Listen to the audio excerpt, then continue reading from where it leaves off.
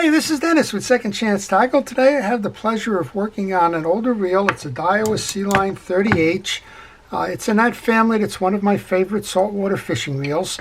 It includes the 27 and the 30, which are the smaller profiles. The 27H has the level line feature, and then the larger versions of it were the 47H and the 50H. The 47H very much looked like a Pen 310 or 320 series. It was a bigger one, graphite frame, and the 50H is among my favorites of all time in terms of plain durability and dependability of a fishing reel ever made, and that one was the Daiwa 50H Sealine. Well, one of our viewers purchased the Daiwa 30H online and had it shipped directly to me. It was purchased through eBay. And he said that, well, he'd like to have it tuned up before, because you're never quite sure what you're getting on in eBay. This one came with everything. It came with the manual. It came with the complete wrench and rod tie-down set. Even has the original Daiwa reel oil in there. And the schematic. Well, the schematic is important.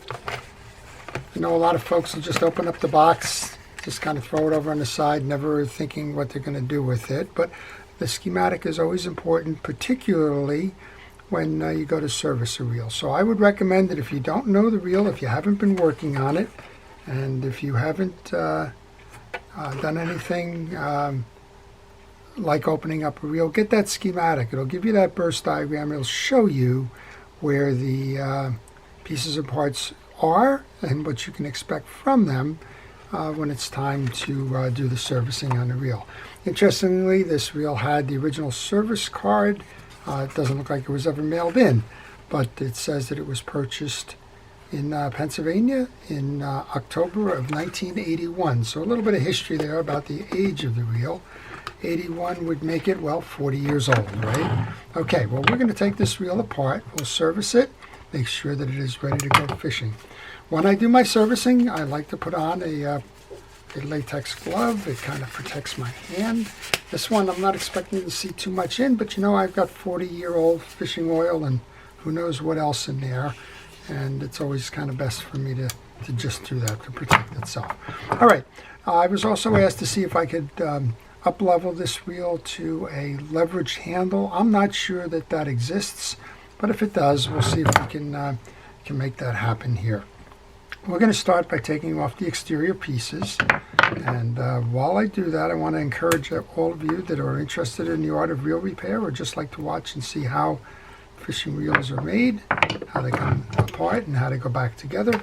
Well, if you like that kind of thing, then I would encourage you to subscribe to my channel. If you do subscribe to my channel, please hit that notification button. That way you'll see the videos that I'm posting, and you'll be able to decide whether it's one that you want to watch or not. All right, this one has a little bit of a different handle screw nut thing. This has a nut.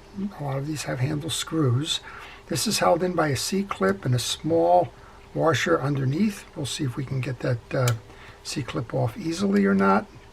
Of course, whenever I do a video, they never come off easy, but I'm just going to try and pry it. Watch this. When you do these, sometimes these clips are going to shoot. And if they shoot, well, you know what's going to happen next. You're going to be looking for them. So just be careful. I like to back my fingers up against it. I'm going to use a small screwdriver to just kind of pry that out. And away. Almost there with that. There we go. All right, so if you just be patient, you can get that little C-clip off. It's an E-clip, actually. One of these days I'll learn the terms of the things I'm working with. And then there's a backing washer here on top of that nut. You need to remove that as well. That's your backing washer. So you have the schematic. One of the other things that's good is if you can take pictures along the way. Well, I take pictures with a video camera, but if you don't have a video camera, take still pictures. And that'll show you as you open up various pieces and parts where the orientations are in case you get stuck kind of reassembling. This one is a 13mm nut that came off in a traditional counterclockwise manner. Now we'll remove the handle, and there's a little shim washer behind it. So I'm going to stop the video for a moment. One of the things I was asked is, can I put a leveraged handle on it? I'm going to go see if I can find a 50H handle, and we'll see if it fits on here. Okay, that wasn't terribly long. I located a 50H handle. Let's see what's going on here. Yeah, as I suspected, that hole's too big. The shaft, the gear shaft for the 50H is larger than this one, so that'll have to suffice. Initially, they thought maybe this was a leveraged handle because you had these little knockouts or circular dimples in them. That's just decorative at best. That's not for the purpose of switching the length of that handle. All right, we're going to take the star adjuster off now. This reel looks new. I don't know how much it was used, but it looks very new. One of the problems that you almost always have with these star adjusters on these older Sealines is that salt gets trapped in here and in the grooves of the star adjuster. Makes it very difficult to put back on. This one there's no issue to. Notice that you also have the 2 tension washers for the drag stack or on the outside. I've seen people put these on the inside because a lot of bait casters have them on the inside. And then we have this little spacer or gear collar, and the rest of it is underneath. So let's go underneath, and we'll do what we can here to get this reel up and serviced. The first thing you want to do is there's 3 screws on the side plate. I like to just turn these until you can turn them by hand, and then I like to remove the rest of it by hand. I've seen an awful lot of these. For a while there, one of the fishing boats that I was doing the reel repair for used the 50H reels, saltwater every day. Well, they never hosed them down. They never took any kind of preventive maintenance, and I only saw them when they broke. And one of the things I saw a lot of with these graphite cases was that these screws would get that salt mist worked into those screw holes, and would be very difficult to break with the screwdriver breaking in terms of unloosening them. And these 4 post screws almost always had the same issue. There's a little bit of a cavity where these bridge screws ride, and the salt would just seep in there and almost kind of just wedge those screws in. The other thing I found out with these reels over time was that the gear shaft, the free spool release lever here would wear down over time. That was the only thing mechanically that I felt was maybe under-engineered, and it was because of that graphite case. All right, let's remove the spool then. And you can see that we have basically a traditional setup here for this reel. You'll have a ball bearing in here. You have your jack, your free spool release. The yoke is underneath. Notice the one on this side here is an extra tie down for the anti-reverse dog, which is here. I just got a question on the anti-reverse dog for a Penn GTO 220. Now this is not a Penn reel, but they had asked me how the spring works. Well, it works similarly. There's a hook on the outside of the anti-reverse dog here.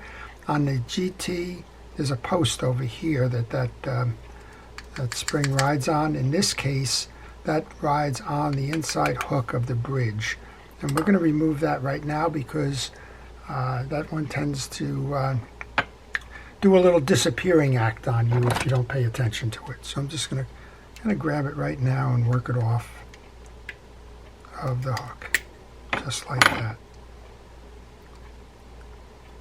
I can leave it on the bridge now. The other thing that you have here is you have this little nut, and I don't have a screwdriver or a nut driver, I think, that's going to reach that. So I'm just going to use the pliers for a moment, see if I can get that initial break on that nut there. I generally do not like working with pliers.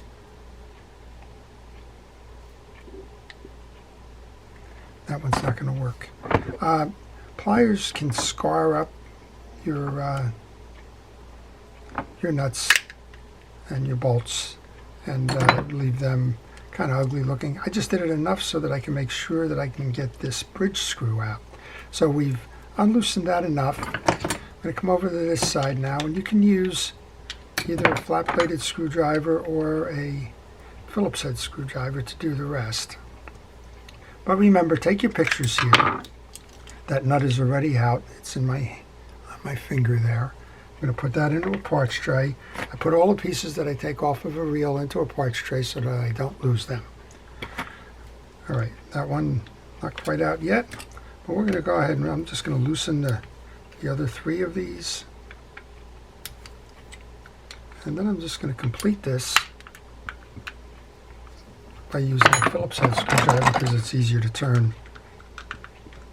And I don't have to worry about the flat-bladed screwdriver falling out of the slot.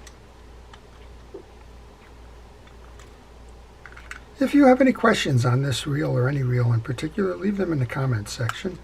I will be happy to let you know the answers if I know the answers, and if I don't, I'll try to redirect you.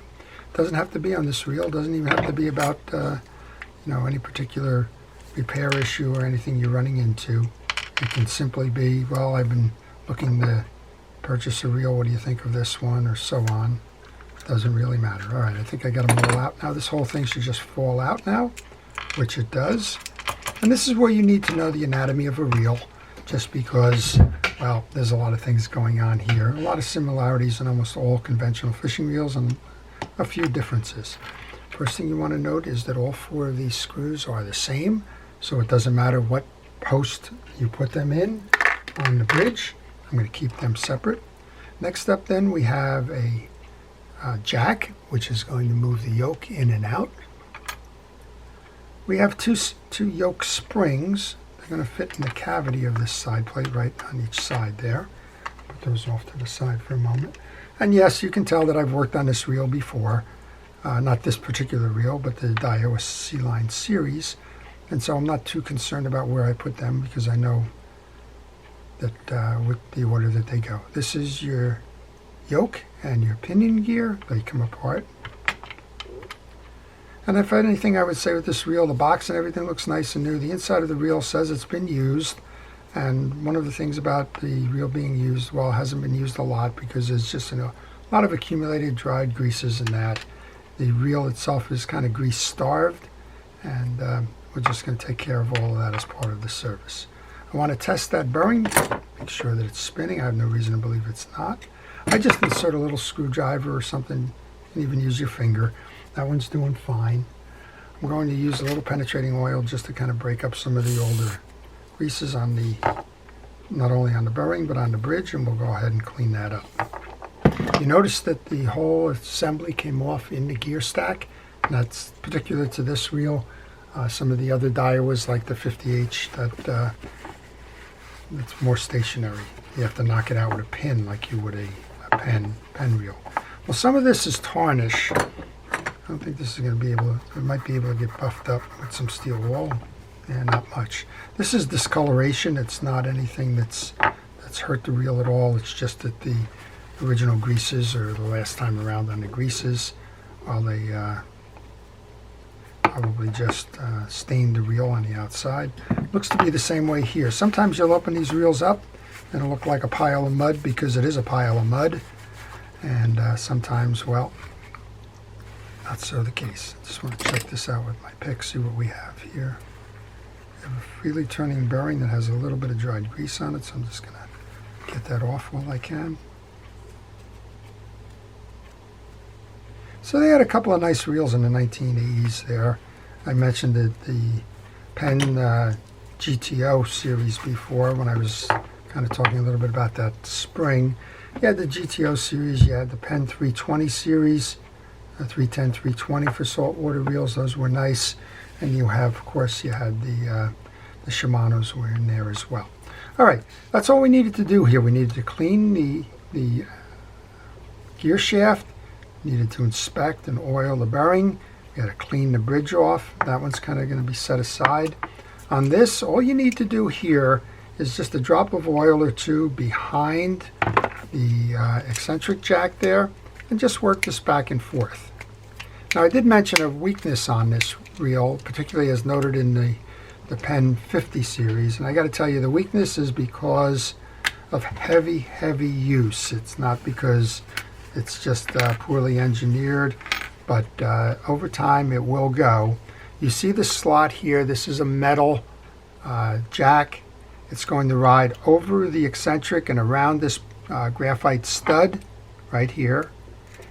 And after thousands and thousands of uses, that metal is going to cut into that stud and erode that stud and maybe even break that stud off. But to the casual or recreational fisherman that's going to use this thing 20 times a year, that'll outlast that design, and that stud will outlast everything. When you're on a commercial charter boat that's going to drop that line 50 or 60 times a day, and it's going to do it 7 days a week, and it's going to do it until it breaks, well, that is going to wear down. Maybe that won't be the first point of failure. The first point of failure is usually something else, but that will fail over time, and there's nothing short of replacing that side plate that you can do. And of course, on a 40-year-old reel, as my friend likes to say, good luck with that. All right, we've got a spring that's going to go in one cavity, spring that's going to go in the other cavity, just like that. I've cleaned off the yoke. I'm going to inspect the pinion gear. This is nice and crisp and sharp. If anything, well, the greases have been gone a long time on this reel, and it's time to put some more grease back on. So I'm going to make sure that all the teeth are uniform, that they're not chipped or cracked, and we're going to just make sure that we get grease inside the slot where the yoke is going to ride and inside the teeth. And we'll come over on the shoulder of the yoke here, and we're going to go ahead and put some grease onto that as well. I'm using Penn Precision Reel Grease here. It's a fishing reel grease. I just encourage everybody, please use fishing reel greases when you do the service on your reel. Not partial to any manufacturer. You don't have to find Daiwa grease for Daiwa fishing reels, but I do encourage you, please use fishing reel grease. All right, you saw how this worked before. It goes over the stud and the lines, and right now this is just floating. There's nothing holding any of this in. Please pay attention that when you do install that pinion gear, that the slot with the hole and the slot in the flat side faces towards you, not the other way around. All right, enough of that. Come over here. This gets grease on the shaft. We've oiled the bearing. A little bit of grease so that it can slide easily on the inside of that gear. I'm going to remove this just to make sure everything is okay. You have a flat washer here that goes beneath the main gear. We're going to take a cotton swab and we're going to go inside just to make sure that the inside of this is clear. You can see that there's some dried greases in there. You want to make sure that all of that gets out of there. It'll only inhibit performance. Then you can go ahead and put that stack back on the reel. Now these are leather washers in here. They should be fine, but again, this shows very limited use, so I don't think that there's any way these things got worn down, but always good to check. All right, that's the bottom of my main gear. We're going to do the same thing here that we did with the other. We're going to inspect it, and all I'm seeing here is tarnish. Those channels are not clogged in the teeth. They're not bent. They're not warped. You want to look at it from both sides. It looks like there's a... Yeah, so the plating has come off on this, but there's nothing that's wrong mechanically with the reel. And all those teeth and everything are in good condition. So it's kind of like rinse and repeat, right? We're going to put some grease on the outside. You don't need to put grease in every slot or every tooth. You don't need to overload it. It's only going to spin off. But get enough in there that it will be spread evenly when it intersects with that smaller pinion gear and spreads it around. That can go on next. And then we should have 3 washers. I think the other washer is probably in the bottom of that main gear. That's fine. These are hard leather washers. We're just going to put a little bit of grease on them. Going to put some grease. It's Cal's dry grease. If you don't have that, just use your fishing reel grease. I didn't take that last one out, and I don't want to risk tearing it, so I'm just going to put the grease onto the washer that's going to go on it. So we have a washer underneath, metal washer. Second one is the leather washer again. The eared washer, the one with the 2 points, goes in the middle of the stack. The last leather one. And you put this grease on there because leather washers are porous. They will absorb grease, but they will also shed the grease. And if you don't put those in, and don't keep them lubricated, you're going to find yourself in a situation where the washers are brittle and crack and then need to be replaced. That's the end of this piece. Remember, we have this side floating over here. Now we want to install the bridge. The bridge can go in straight in. And what I like to do is get this dog started kind of like that, but out of the way of the main gear. So I just lay that in there. It's not ready to go yet, but I want to make sure I can grab the tag and let's see if we can put a screw in at this point. We may, well, we probably won't be keeping it out. If you hold the jack down with the pressure from your finger, you can install the bridge with limited disruption here. You just kind of sight it, push it in, and then line everything up.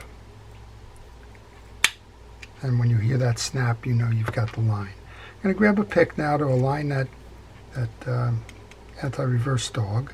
I'm going to try and come in from underneath here to get that screw started so that we can hold that anti-reverse in place. To me, that's the important one. I don't want to lose the positioning of that anti-reverse dog. Yep, we see it coming through here. Next, we can now go back and do the other three. And as I mentioned on this one, the other three are all the same, so it doesn't matter which corner you put those in. So I like to go opposite corners. See if we can, seems like I may have that little spring caught there, so I'll use that ball to get me started there. I'll come up top on this one. And these you can tighten down because they're already being held on by studs. So the alignment is not as much of an issue as when you do some of the other reels, like a pen reel, where you need a little bit more play. All right, and then I'll come back to do the bottom one on this side, and then we'll go finish off that anti-reverse dog side one. This reel's got 2 ball bearings, one on each side, which makes it beautiful and very productive. All right, well, we're almost done with this. And I think I've got the wrong one in here because I'm looking at the red spot. It probably belongs over here. So let's go back and do that one. Switch these out. That red spot was a little bit of Loctite that was in that nut. And I'm not sure if this screw is a little bit longer. I probably should have paid a little bit more attention to it. I think it is. I think it has just a few more threads in it. So while we can, let's take care of that. Yep, it does. It has a few more threads. Should have been paying a little bit better attention there, but I was able to catch that one because I had a little mark in the back there. And I'm just going to feel through on that. Now we can go ahead and put the one on this side. And we'll go back and finish the other piece here. All right, there's a little nut here. You remember us taking that off with the pliers. I'm just going to bring this through a little bit to get that nut started. I'm going to hold it while I put the screw the rest of the way in. All right, now we should be tight there or close to tight. And that's just a fail-safe. They don't want to lose that screw with the anti-reverse. We'll just tighten that down the rest of the way. Here's your anti-reverse then, the spring for it. One side loops over the beak on the dog. And you usually need a little assist. I have one pliers here, but I'm looking for the other. There we go. Just got a slightly smaller lip to it so I can grab a spring with it. I'm going to grab that. And we're going to loop that around the back of the bridge there. Just like that. So that's your anti-reverse spring. That's your whole assembly put back together. And now the only thing we want to do on this is we want to just take a look in the back here. We do have a little bit of old grease on that bearing, so we'll take care of that. Clean that up. Spin it nice and freely. Oil it. I oil bearings. I don't grease them. We'll come over to the spool. And I know this was purchased on eBay. This line needs to be replaced. I can't tell you if the line is 2 years old or 20 years old, but if you're buying a reel on eBay, don't trust the line. The last thing you're going to want to do is say, I got a new reel on eBay, to strap it onto the pole, race out there to take it fishing, and then lose the big fish because, well, the line was old, brittle, and worn. I'm going to use a rubber band just to tie that stuff down. Always makes it easier on the inside. A little bit of dirt on the outside here. A little bit of grease on each side of the stud. This can go back into the carrier. We'll take a brief minute, kind of what I call do the laundry. I'm going to use a rod and reel cleaner on the sides here. And I just noticed as I was going through this, the badge is missing. Well, what a surprise. This reel always loses the badges. Just one of those things. I guess they didn't find an adhesive that held the graphite very well. But this is the Sealine 30H, and the fish won't know that the reel is missing a badge. Alright, there we go with that. Now we can take our assembly, line those holes up. It should snap into place very easily. Just like with the other, I'm going to hand tighten this. While I do that, I'm going to take a moment to thank our first responders and essential personnel and everybody involved in keeping us safe during the pandemic. You really are the local hometown heroes, and we do appreciate it.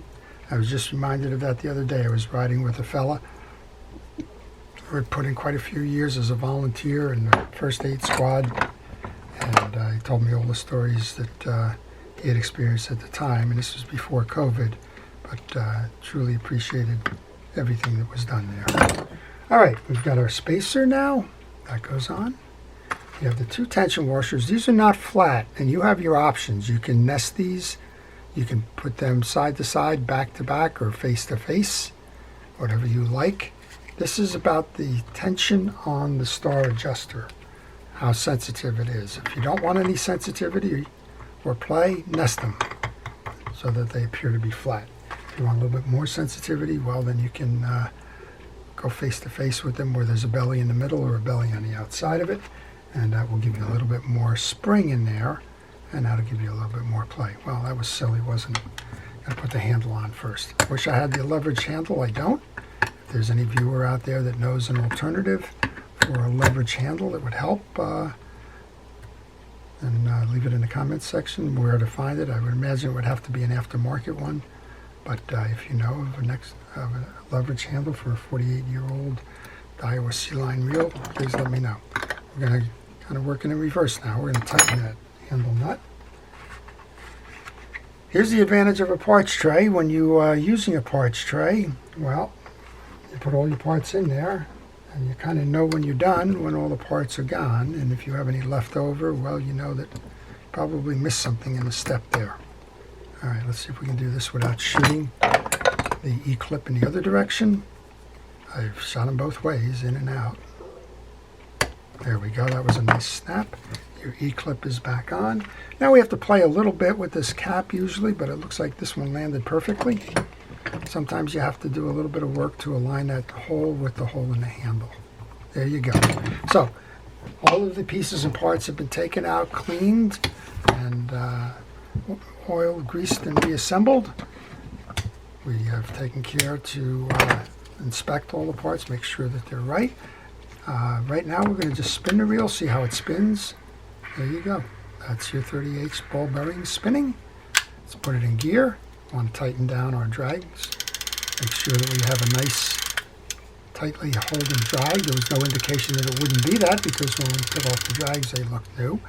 And that click, click, click, well, you can't do anything with that. I've had questions come in, can you silence that? No, that's the way that this particular anti-reverse click works. So that's it. That's your Daiwa 30H Sealine. It's a beautiful condition reel, serviced and ready to go fishing. I hope you've enjoyed that. To everybody, please stay safe, stay well, and stay watching. This is Dennis with Second Chance Tackle. Have a great day.